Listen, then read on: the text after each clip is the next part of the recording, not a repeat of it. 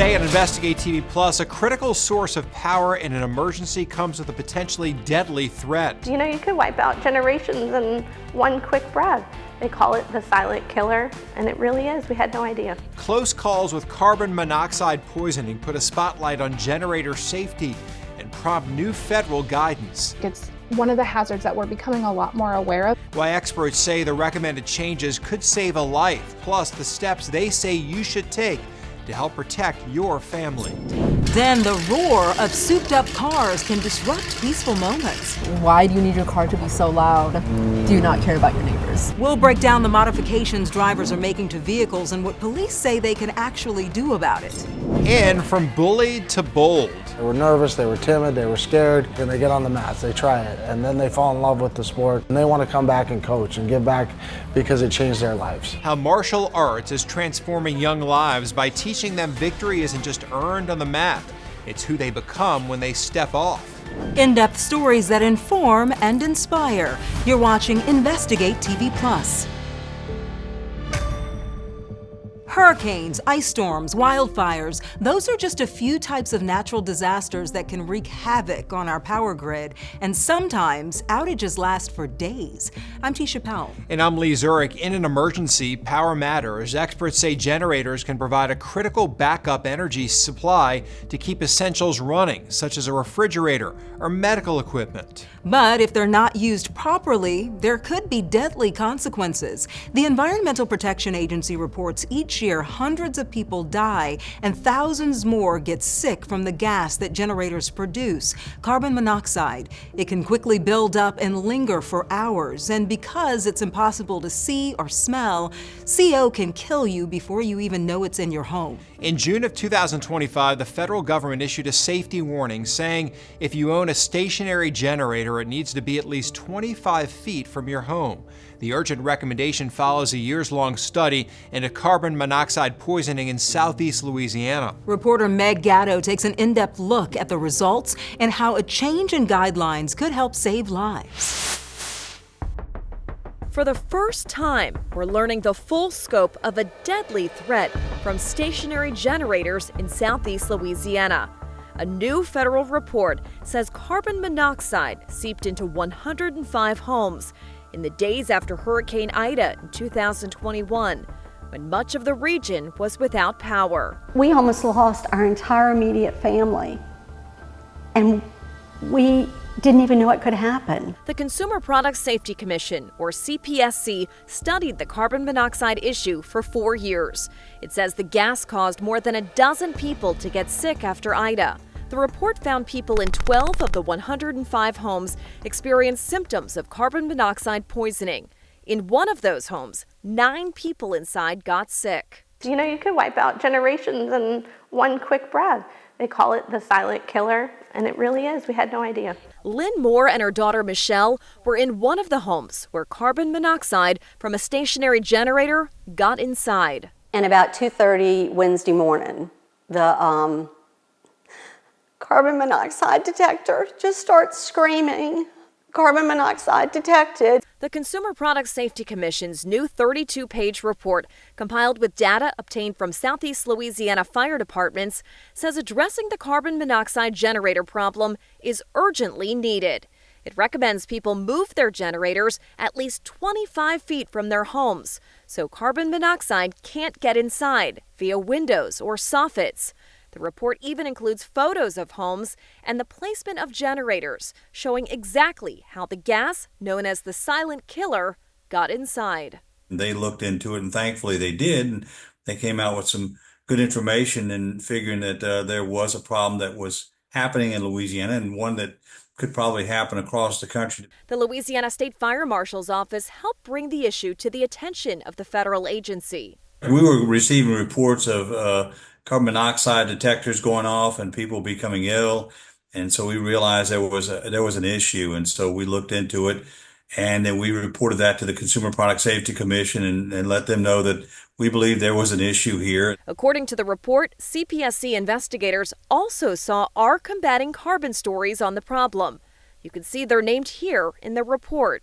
When we get a report of a potential injury or a potential for an injury to a consumer, that's where we step in. The agency also contacted the people we interviewed in our stories, like Lynn Moore.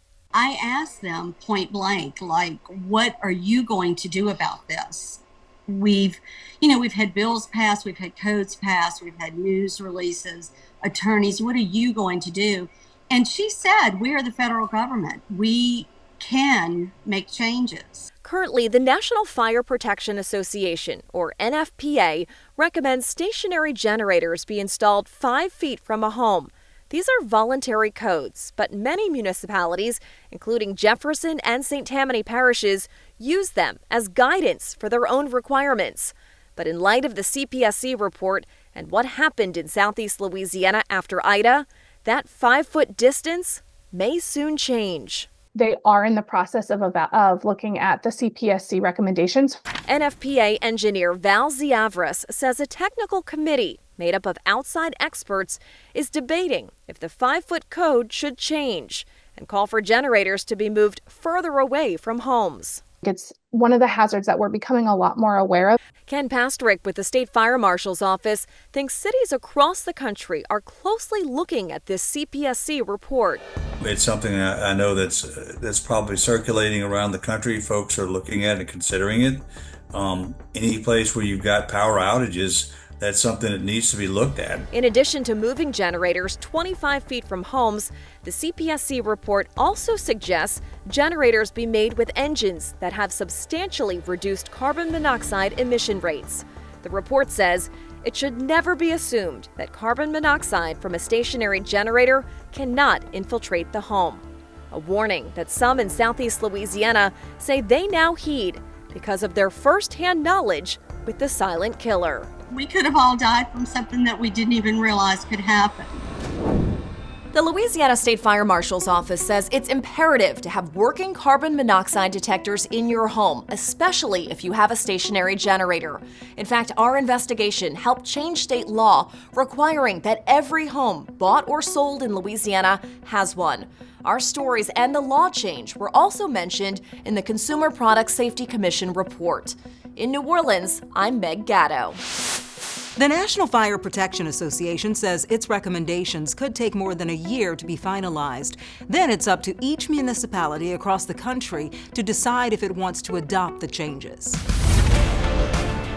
Still to come, as chimes sound high above a city park, we meet the musician behind the bells. It's a bit of a rush. I mean, you make a mistake and they're going to hear it for blocks. How he says a mysterious envelope led to the gig he's had for decades.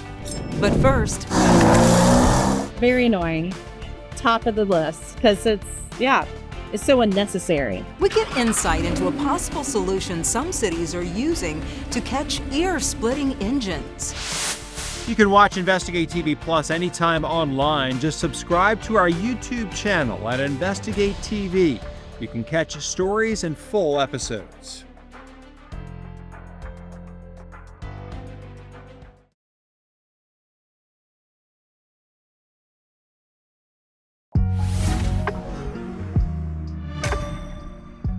You probably know the feeling. It's a nice sunny day, temperatures are mild, and the humidity is down. Why not meet some friends for a walk or eat outside? You'll likely hear the normal hum of the city as a background track, but then from time to time, your serenity is shattered.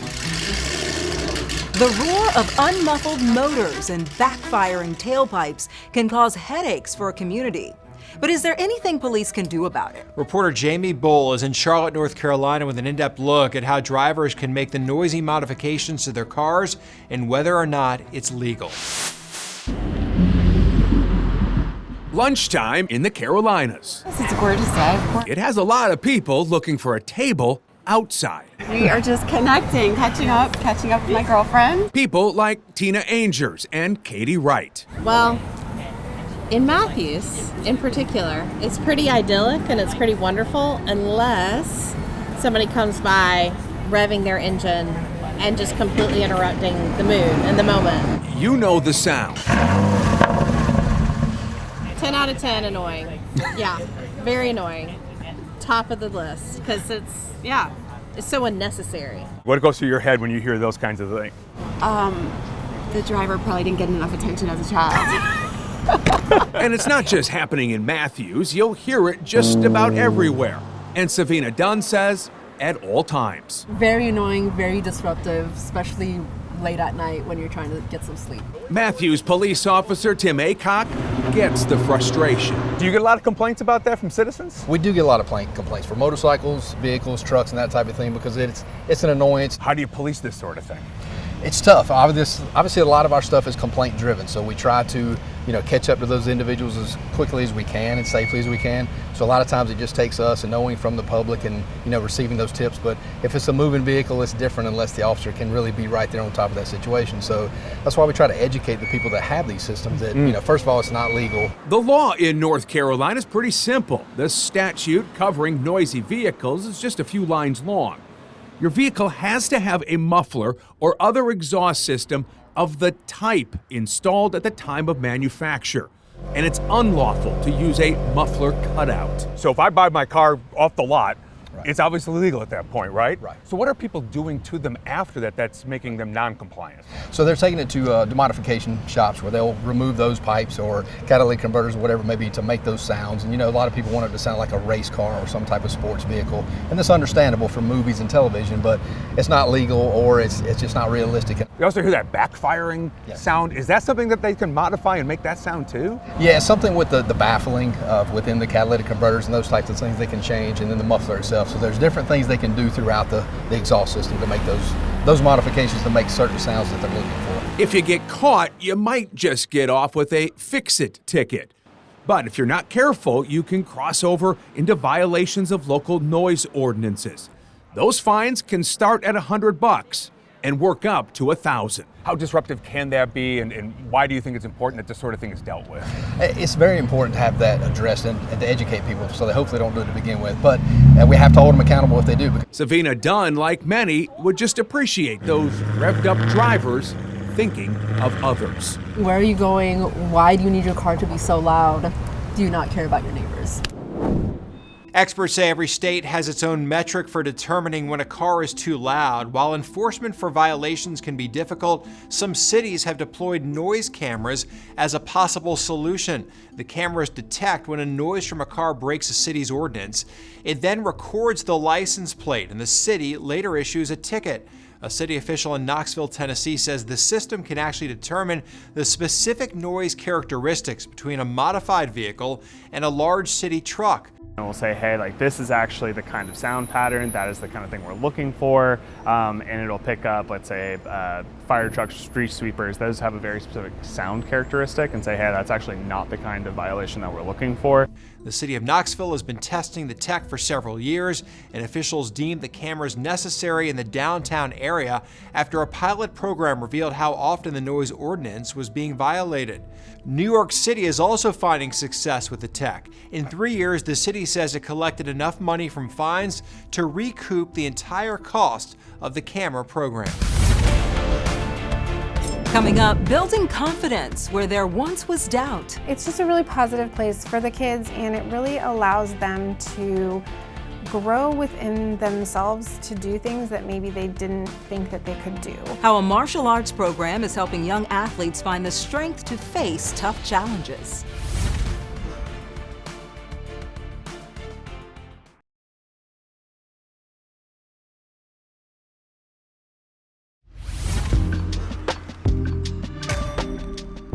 Using martial arts to train tomorrow's leaders, that's the goal of a nonprofit outside of Portland, Oregon. They say combat sports can help set up kids for success by teaching them discipline, respect, and self-defense techniques. And experts agree, according to the American Academy of Pediatrics, studies have shown participating in martial arts can lead to reduced stress as well as improved physical fitness and school performance. Reporter Leah Kamenah shows us how students are gaining the confidence to win battles beyond the gym. We're coming back, we're doing it again. Do we understand? Yes, sir. We're trying to put this place right where the kids are, where the kids need a gym and need access to this. Now we gotta work our escapes.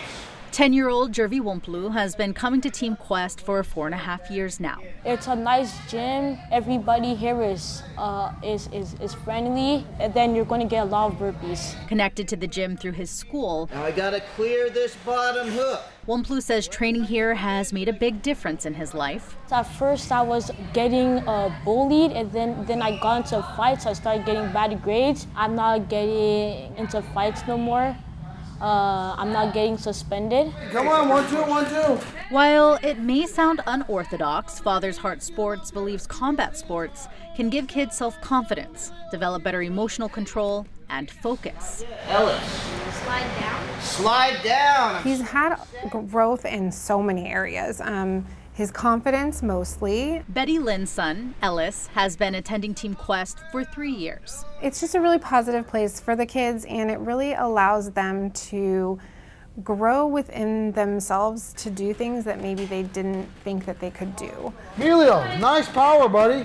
Anything in life, when you start something new, it's gonna be a little scary. You're gonna be a little nervous, and you got to jump in and try things, and you got to be bold. You got to be courageous, and those are the things that martial arts teaches you. Okay? Yeah, go!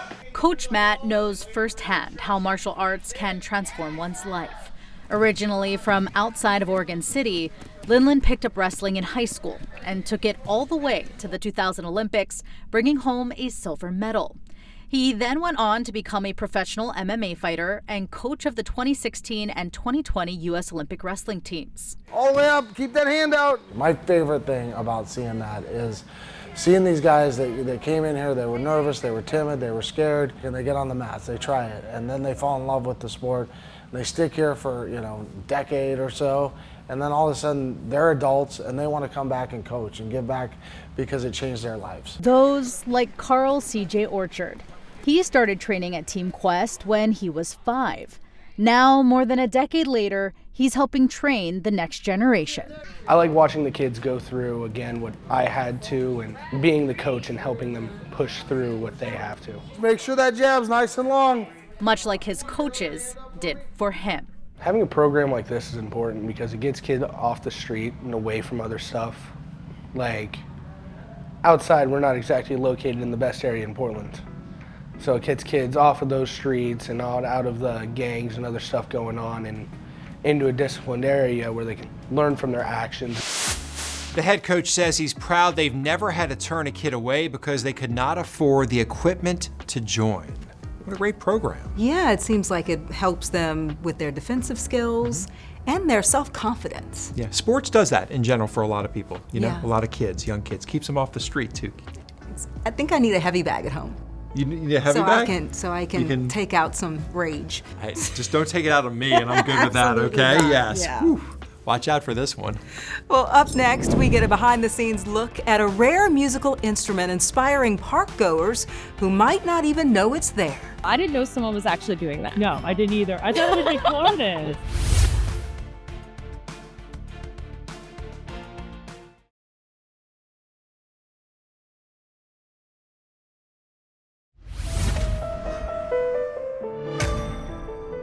Pianos create beautiful music with strings while an organ uses pipes.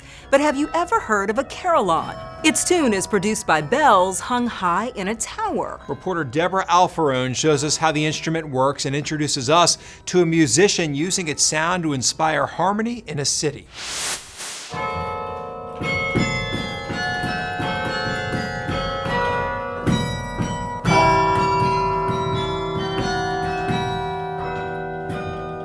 My name is John Widman. I'm the city caroller for the city of Frederick. John Widman has been providing the Sunday soundtrack from the center of this Maryland city for more than 30 years. I just love this instrument, and it's a great instrument to play. It's a bit of a rush, and when you make a mistake, they're going to hear it for blocks. Every Sunday from 12:30 to 1, you'll find him here, in the middle of this park, inside this granite tower, playing this 80-year-old carillon. It's an instrument of bells, played mechanically from a keyboard, and that would include dynamics, playing louder and softer, a keyboard of batons, played with fists, and pedals played with feet. And these are cup-shaped bells, and the bells don't swing. The clapper is pulled into the bell. Bells that weigh up to 3,400 pounds. Carillons are rare. This is one of about 180 across the entire country. Even more unusual is how John got the job. He came home one day to this. I found a manila envelope, a yellow envelope with a brass key in it, and no note. My name was misspelled on it. Turns out the last guy to play was moving. John was the only other carillonneur for miles. John says it's an honor, and he consistently brings his all to it. You need to feel. You need to feel while you're playing music. If you don't feel it, the music won't reflect your feelings. So I always try to think what the piece is about. It's peaceful, gives me peace. It's my church. My walk is my church. What else? The birds, the geese. So I didn't know someone was actually doing that. No, I didn't either. I thought it was recorded. John's used to that. He takes no offense. Not everyone has heard of a carillon.